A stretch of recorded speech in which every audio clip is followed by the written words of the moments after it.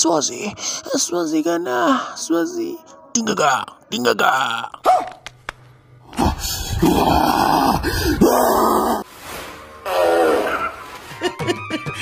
اوس ټینګه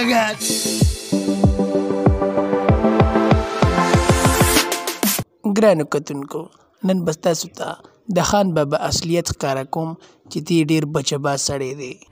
رښتیا دې وویل. د ټولو نه اول خو زه سونیشه نه تپوس کوم چې خان بابا ولې دومره غټ شو؟ اخر ده به څه کارونه کول چې دی دومره غټ شو؟ نو غټېږي به نه کو نه یو سړی د چا لاندې پروت یا به غټېږي نه.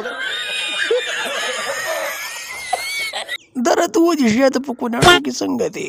خو ظالم بچه داسې چکې کوناټي دي.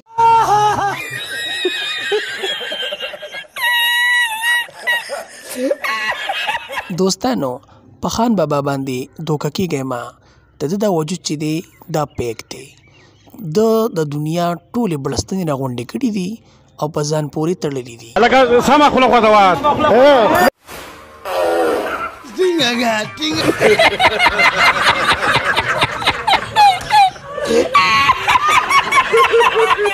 بله خبره دا کومه که ته دا وجود په رښتیا یي او دی داسې غټ او بالډي بیډر وي نو بیا د کمیس وباسي موږ به پته ولګو چې دی رښتیا بالډي بیډر دی او که نه بړستنې دي پورې.